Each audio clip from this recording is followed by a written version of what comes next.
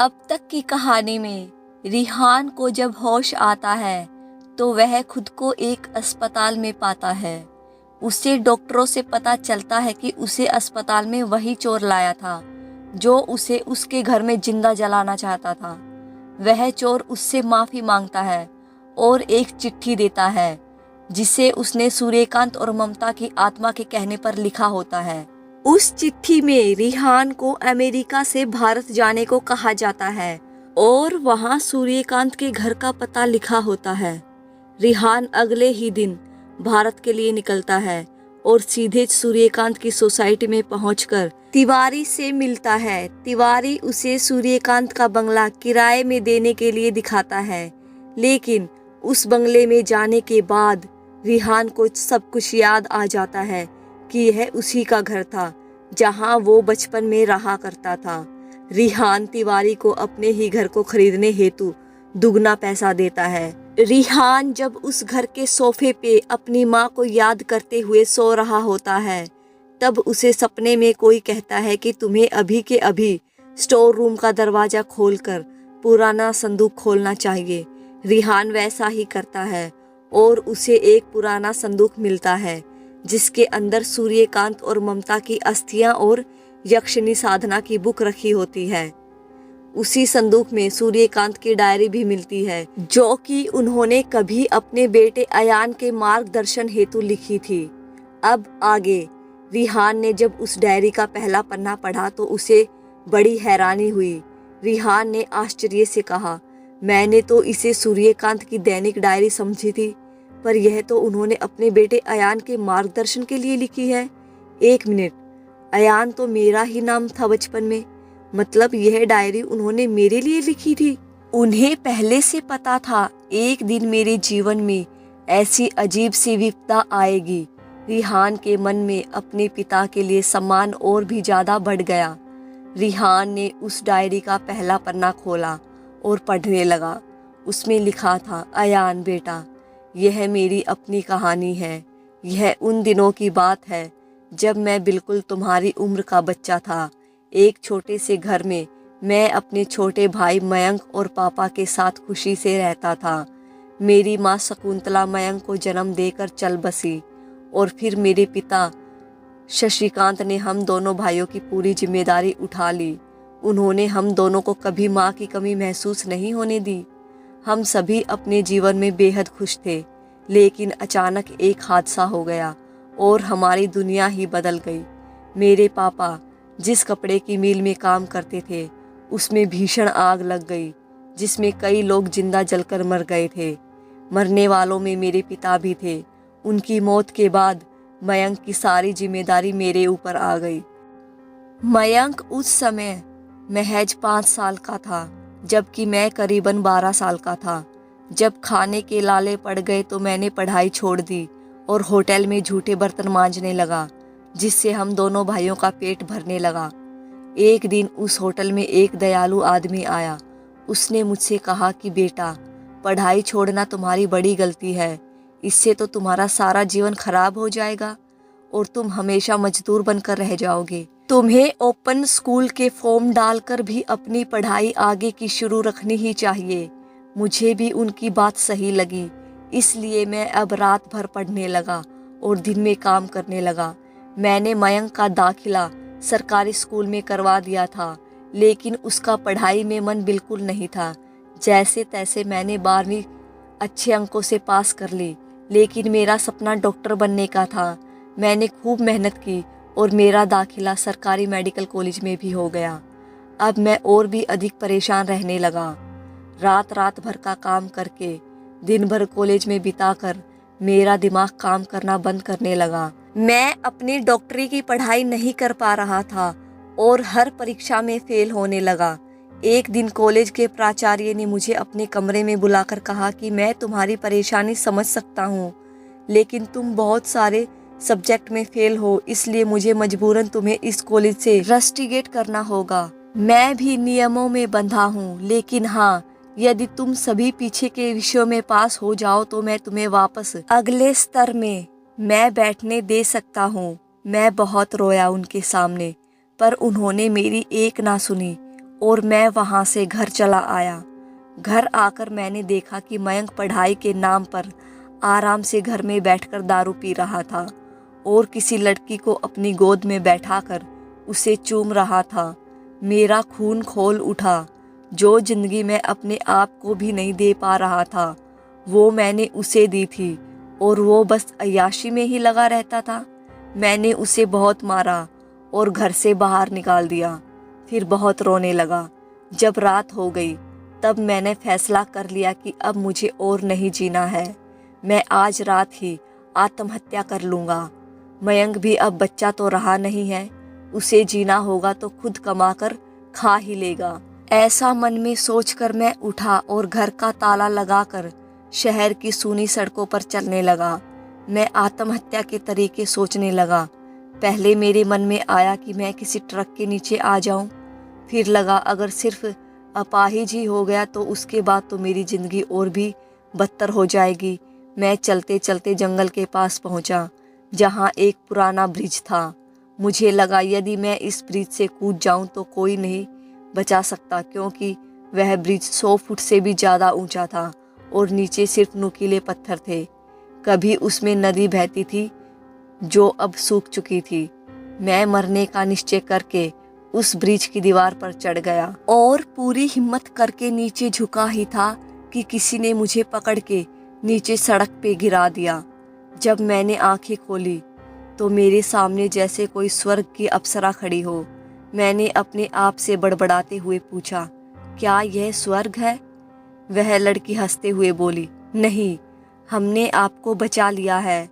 आप अपनी जान क्यों देने जा रहे थे? मैं बस उस लड़की को एकटक घूरे जा रहा था। इतनी खूबसूरत लड़की शायद ही किसी ने अपने सपने में भी ना देखी हो। दूध सा मखमली जिस्म, आंखें नीली और घुटनों तक आते बाल। वह मुझसे क्या पूछ रही है? मुझे कुछ समझ नहीं आ रहा था। उसने जोर जोर से मेरी बाह पकड़कर हिलाया और बाद में जैसे मैं नींद से जागा उसने मुझसे पूछा, कौन हो तुम और क्यों अपनी जान देने जा रहे थे? मैंने बताया कि मेरा नाम सूर्यकांत है और अब मेरी जिंदगी में कुछ भी नहीं बचा है। उसने मेरी समस्या सुनकर जोर जोर से खिलखिलाकर हंसते हुए कहा, बस इतनी सी बात के लिए अपनी जान देने जा रहे थे आप मेरे साथ आइए। मैं आपको पैसा कमाने का एक आसान रास्ता बताऊंगी, फिर तुम्हारी समस्या खत्म। अब मैं कुछ घबराते हुए बोला, क्या करना होगा मुझे? देखिए, मैं कोई ऐसा वैसा काम नहीं करने वाला। उस लड़की ने कुछ बनावटी नाराजगी में कहा, और हम आपको ऐसा वैसा काम करने वाले लगते हैं? यदि आपको हम पर भरोसा नहीं है तो दोबारा से चढ़ जाइए ऊपर और कूद जाइए, हम नहीं रोकेंगे। लेकिन यदि आप हमारे साथ घर चले तो मेरा यकीन करो, मैं तुम्हारी जिंदगी बदल दूंगी। मैं कुछ सोचकर उसके साथ चलने को तैयार हो गया। आखिरकार वो मेरे साथ क्या ही गलत करती। हम उस जंगल के रास्ते आगे बढ़ते गए और मुझे जंगल के अंदर एक शानदार बंगला नजर आया। मुझे तो यकीन ही नहीं हुआ कि इस बीच जंगल में कोई लड़की इतना खूबसूरत बंगला बनाकर रहती होगी। मैं बस उसके पीछे पीछे चले जा रहा था। उस बंगले में पहुंचकर उसने मुझे एक बढ़िया सोफे पर बैठाया और पानी लेने चली गई। मैं चारों ओर बस उस बंगले की खूबसूरती को देखे जा रहा था। जल्द ही वह लड़की पानी लेकर आई और मुझे पानी देकर आराम से सामने वाले सोफे पर बैठ गई। मैंने पानी पीकर उससे पूछा कि तुम कौन हो और इस बीच जंगल में घर बनाकर क्यों रहती हो? तुम्हें यहाँ अकेले रहने में डर नहीं लगता? मेरे सवाल सुनकर वह एक बार फिर से खिलखिलाकर हंस पड़ी और कहा, डर? और किससे? इस जंगल में मैं अपने आप को ज़्यादा महफूज महसूस करती हूँ बजाय शहर की भीड़ से। वहाँ लगभग हर कोई वासना का अंधा और खूबसूरत जिस्म का भूखा भेड़िया रहता है। मेरा नाम प्रिया सिंह है और मेरे माँ बाप तभी गुजर गए जब मैं 10वीं कक्षा में थी। उनके गुजरने के बाद रिश्तेदार बहुत परेशान करने लगे। जिसके पास भी घर नहीं था उन्हें बस यही लगता कि इस अकेली लड़की की कस्टडी ले लूं और फिर ये घर हमारा हुआ। 2 साल मैंने नर्क भोगा अपने ही घर में। जब मेरे चाचा जी अपने पूरे परिवार के साथ मेरे घर में डेरा डालकर बैठ गए। जैसे ही मैं 18 साल की हुई, मेरे पापा के दोस्त की मदद से मैंने वो घर अपने नाम करवा लिया और बेच दिया। पैसे लेकर चुपचाप यहाँ इतनी दूर आ गई और यहाँ लोगों से दूर जंगल में घर बनवा लिया। अब मेरे सामने एक नई चुनौती थी, पैसे कमाने की, जिससे आज तुम भी जूझ रहे हो। मैंने कड़ी मेहनत से शेयर मार्केट में इन्वेस्ट करना सीखा और धीरे धीरे इतनी अच्छी हो गई कि आज मुझे कभी भी उसमें नुकसान नहीं होता। मेरी जिंदगी अच्छी कटने लगी, रोज अय्याशी में गुजरने लगी। अब बात आती है कि मैं तुम्हारी मदद कैसे कर सकती हूँ। तो मैं शुरुआत में आपको कुछ पैसे उधार देती हूँ। इसके बाद रोज रात को यहाँ मेरे घर आना। मैं आपको शेयर मार्केट में इन्वेस्टमेंट करना सिखाऊंगी। मुझे यकीन है कि लगभग 6 महीने में ही आप भी मेरी तरह इतने पैसे कमा लोगे कि आराम से बैठकर अपनी पढ़ाई कर सको। जब आपके पास पैसे आ जाए तो आप मेरे पैसे वापस लौटा देना। मैंने उससे कुछ हिचकिचाते हुए पूछा, लेकिन आप मेरी इतनी मदद भला क्यों करना चाहती हो? उस लड़की ने प्यार से मेरा हाथ पकड़कर कहा, क्योंकि आप मुझे एक भले इंसान लगे और आपकी परेशानी मेरी जिंदगी से जुदा नहीं है। सच पूछो तो मैं और आप दर्द में एक से हैं। मेरा भी इस दुनिया में कोई नहीं है और आपका भी कोई नहीं है। मैंने मुस्कुराकर कहा, नहीं, मेरा एक भाई मयंक है, जिसकी अय्याशी से तंग आकर मैंने उस घर से उसे निकाल दिया है। मैं जल्द ही उसे ढूंढूंगा। उस दिन के बाद मैं बहुत खुश रहने लगा।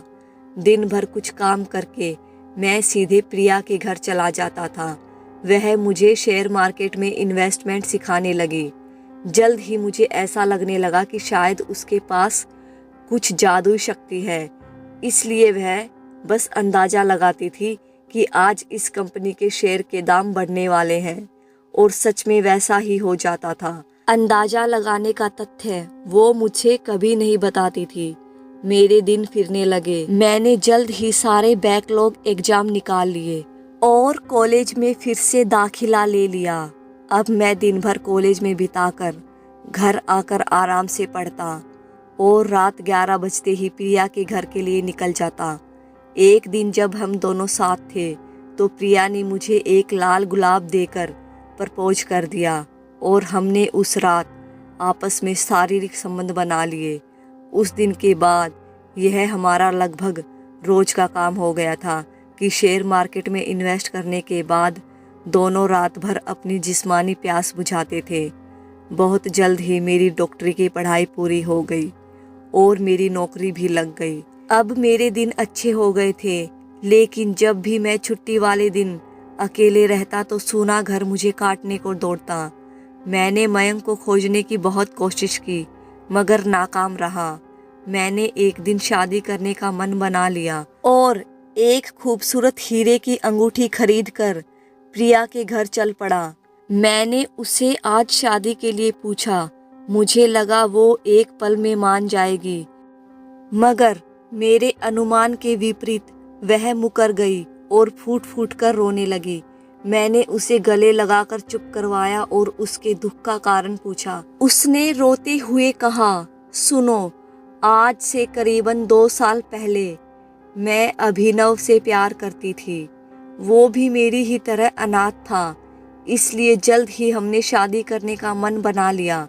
हमें लगा शादी के शुभ मुहूर्त के लिए हमें किसी अच्छे पंडित जी से मिलना चाहिए। हम दोनों एक पंडित जी के पास गए और उन्होंने हमारी कुंडली देखकर कहा, इस लड़की की कुंडली में भयंकर दोष है। यदि तुमने इससे शादी की तो बहुत जल्द ही अकाल मौत को प्राप्त करोगे। उस पंडित जी की बात सुनकर अभिनव गुस्सा हो गया और मेरे लाख मना करने के बाद भी मुझे एक दूसरे मंदिर में ले गया, जहां हम दोनों ने शादी कर ली। शादी के बाद मेरा अभिनव घर के लिए टैक्सी लेने जा ही रहा था कि अचानक एक तेज रफ्तार ट्रक ने उसे कुचल दिया। वो भयंकर नज़ारा देखकर मेरे हाथ पैर कांप गए। मेरा प्यार मेरा पति अभिनव मुझे देखते हुए कुछ पल आखिरी सांस ली और हमेशा के लिए अपनी आंखें मूंद ली। यह कहकर प्रिया बिलख कर रोने लगी। मेरे लिए उसे संभालना बहुत मुश्किल होने लगा था। जब कुछ देर बाद वो शांत हुई तो मैंने उससे पूछा, इस कुंडली दोष का कुछ तो उपाय होगा। प्रिया ने अपने आंसू पोंछे और मेरी ओर एक आशा भरी नज़रों से देखते हुए बोली, उपाय है लेकिन बहुत कठिन है। हेलो दोस्तों, कहानी कैसी लग रही है कमेंट करके ज़रूर बताइएगा। इस चैनल को सब्सक्राइब करें, वीडियो को लाइक करें, पॉसिबल हो तो शेयर ज़रूर करें।